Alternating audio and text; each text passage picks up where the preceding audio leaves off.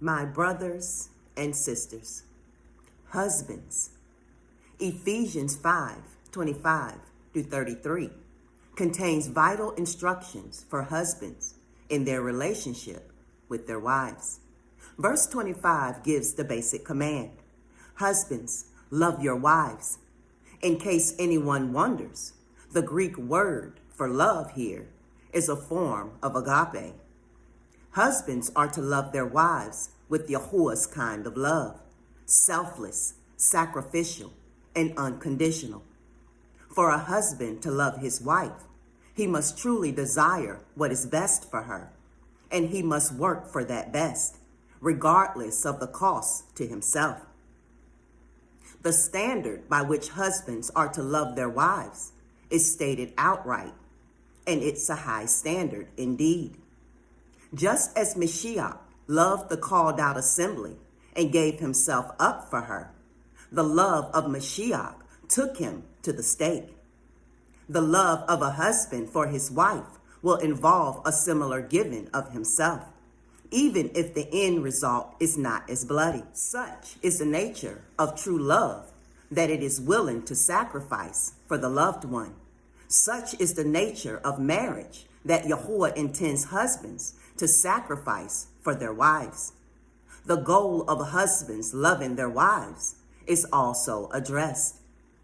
Mashiach's goal for the called out assembly, his bride, is to make her set apart, cleansing her by the washing with water through the word, and to present her to himself as a radiant bride, without stain or wrinkle or any other blemish, but set apart and blameless. Husbands cannot sanctify their wives exactly like Mashiach sanctifies the called out assembly, but they can set the spiritual goal of their wives being all that Mashiach wants them to be. Then husbands can, in love, work toward helping their wives achieve that goal of Mashiach likeness. Husbands who love their wives remember that they are fellow heirs of the grace of life. The scriptures also gives husbands a practical way to gauge the authenticity of their love for their wives. Are they caring for their wives' needs in a way comparable to how they care for themselves? Husbands ought to love their wives as their own bodies. He who loves his wife loves himself.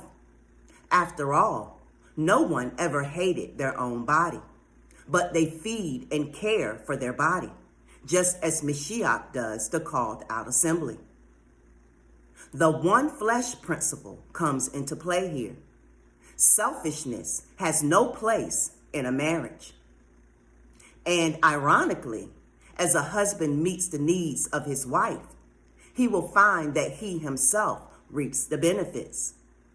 Note, too, that the standard for husbands' love of their wives comes back to Mashiach's love of the called out assembly.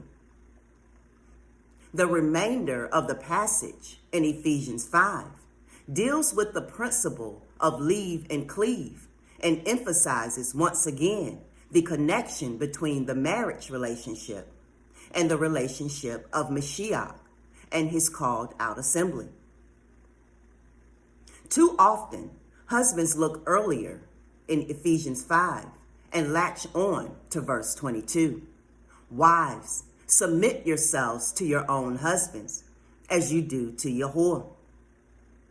Husbands sometimes take it upon themselves to make sure their wives submit to their authority. However, verse 22 was not written to husbands. It is specifically addressing wives. Husbands are never told to enforce their wives' submission.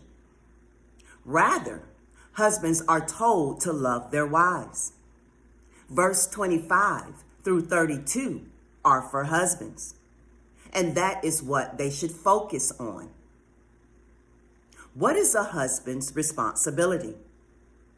To love his wife without selfishness, without reservation, and without condition. Love her as Mashiach loved the called out assembly unto death. Love her, seek her best good, sacrifice for her benefit, give yourself to her wholeheartedly, and when it's all done, love her some more. Shalom.